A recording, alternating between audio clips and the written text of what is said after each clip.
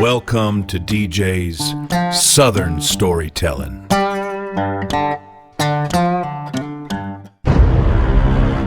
FBI agents were already standing on the dock before the sun ever rose. Passengers aboard the massive cruise ship didn't understand why nobody was being allowed off yet. Families crowded the stairwells, clutching luggage. Kids were crying, and crew members whispered into radios. Then federal agents crossed the gangway. No, not local police. No, not cruise security. The FBI. And somewhere, deep inside that floating city of steel and carpeted hallways, behind one locked cabin door, was the reason why.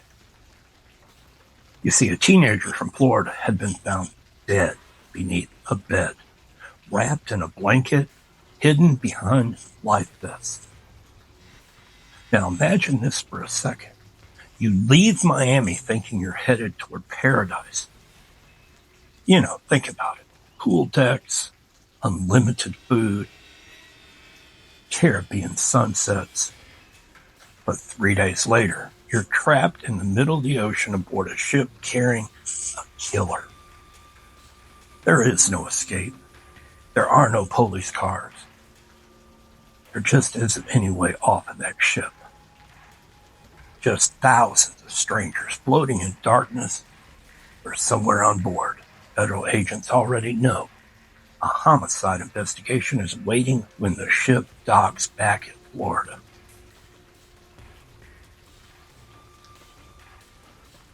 The sun was barely crawling over Biscayne Bay when the first waves of passengers started pouring into Port of Miami. Suitcases rattled across concrete, taxi horns echoed between glass towers.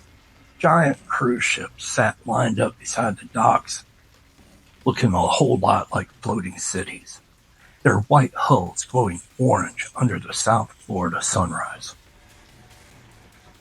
And if you've ever stood down there in Miami before a cruise departure, you already know the feeling.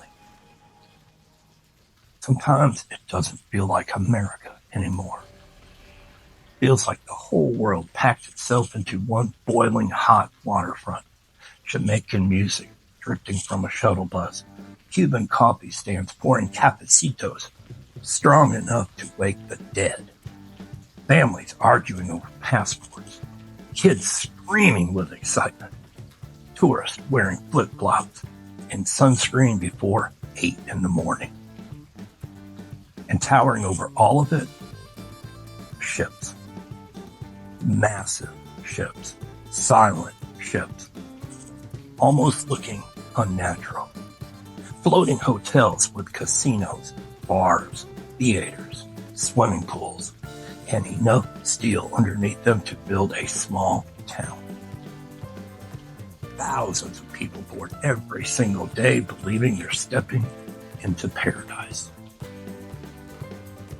But folks, the ocean always has another side to it. A much darker side. And out there, beyond the Florida coast, once land disappears, jurisdiction changes, time slows down, and when something evil happens aboard one of those ships, y'all, there ain't no pulling over and calling 911. Because out there, you are straight up trapped. The state of Florida sits at the center of the cruise ship industry. Port of Miami calls itself the cruise capital of the world. And just up the coast sits Port Everglades, another massive departure hub. And farther north is Port Canaveral, where families bound for Disney vacations flood the terminals year-round. Millions of passengers move through these ports every year. Most vacations end with suntans or sunburns, blurry photos, and way overpriced souvenirs. Some voyages come back carrying something else. Crime scenes, federal agents in body bags, and grieving families waiting at the dock. November 2025.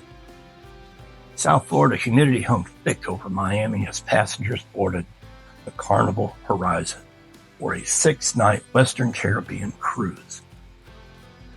Among the crowds was 18-year-old Anna Marie Kepner from Titusville, Florida. And by all accounts, she was energetic, outgoing, and excited for the trip. She was a cheerleader, young, the kind of teenager taking hundreds of photos before the ship even leaves the dock. Her blended family boarded together, carrying beach bags and full of excitement. Nobody standing there in the terminal knew they were watching a family walk directly into a catastrophe. The ship eased away from Miami that evening beneath glowing city lights. Passengers lined the rails recording videos as the skyline faded behind them.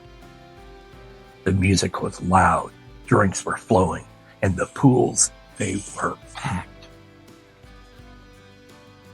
And somewhere beyond the deck, parties and buffet lines, something inside that ship was already going terribly wrong. Cruise ships at night are strange places. Always go quiet after midnight. And the carpets, they muffle footsteps. Cabin doors shut tight. Engines hum constantly beneath the floor like distant thunder. And out beyond the balcony rails, nothing but black ocean. On November the 7th, nearing the end of the voyage, a medical emergency alert suddenly blasted across the ship's PA system, and crew members started moving quickly through the corridors. Passengers noticed security officers gathering around one particular section of cabins. And then came the horrifying discovery. A cabin steward entered the stateroom Anna shared with 2 other teenagers, and underneath the bed, wrapped in a blanket, partially concealed behind life vest, was Anna's dead body. The ship immediately shifted from vacation mode into lockdown. Security sealed portions of the hallway. Passengers whispered rumors across dining rooms and elevators. Some thought it was an overdose. Others, they just feared a suicide. But when the ship finally returned to the port of Miami the next morning, the truth waiting at the dock was much worse. The FBI was already there. And most people don't realize how cruise ship investigations actually work. Local Miami police cannot simply sail into international waters to investigate a homicide. Instead, federal maritime law takes over. When a major crime occurs aboard a vessel connected to the United States, especially one departing from a Florida port, the FBI becomes the lead investigative agency under special maritime and territorial jurisdiction. That means agents literally wait for the ship to come home. And when the gangway drops, they board immediately. Federal agents reportedly entered the Carnival Horizon and sealed off the cabin as a floating homicide scene. The Federal Bureau of Investigation began interviewing family members, passengers, and crew, while the Miami-Dade Medical Examiner Department conducted an autopsy. And the ruling, it shocked everyone. It was homicide. Mechanical asphyxiation, strangulation. Bruising around Anna's neck reportedly showed clear signs of violence. And then the investigation took an even darker turn. Agents allegedly began focusing not on a stranger, but somebody inside her own family. A fast forward, months later, in April 2026, federal prosecutors unsealed a major indictment.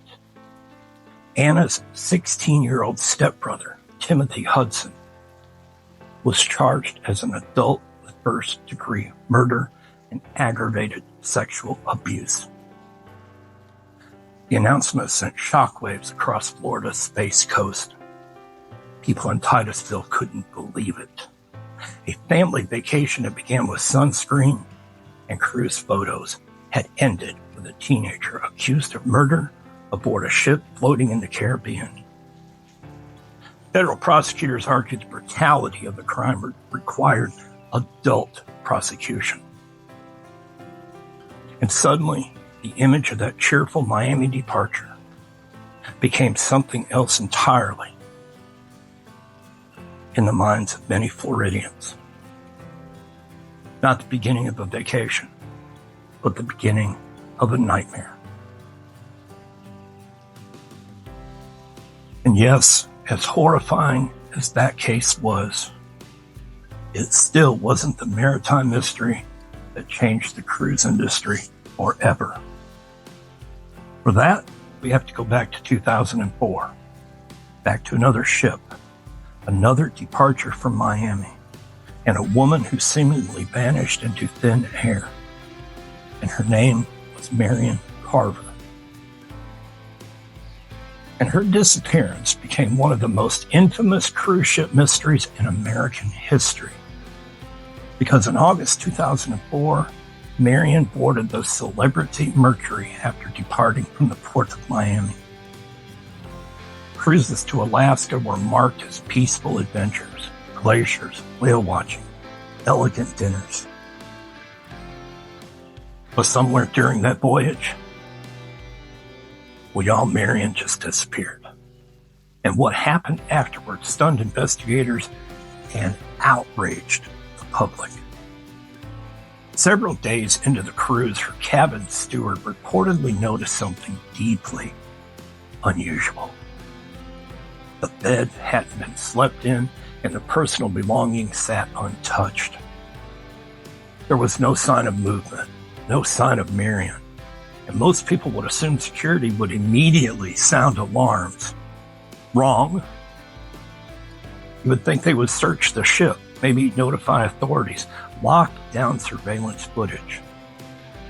But instead, according to later reports, confusion and inaction took over. The steward allegedly was told to continue servicing the room.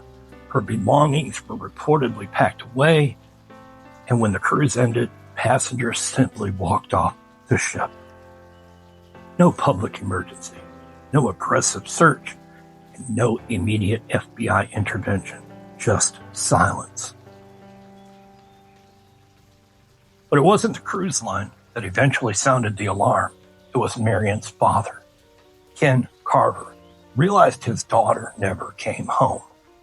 And when he began demanding answers, the timeline unraveled into a complete and utter disaster. By then, precious evidence was gone forever. Cabins had been cleaned, passengers scattered across the country, and potential surveillance opportunities lost. And Marion herself, she was never found. To this day, nobody knows whether she fell, jumped, or was pushed, or just became the victim of foul play aboard that ship. The mystery haunted the cruise industry for years. But Ken Carver refused to let the case of his missing daughter Marion disappear. Using his influence and resources, he found the International Cruise Victims Association and began lobbying Congress for reform.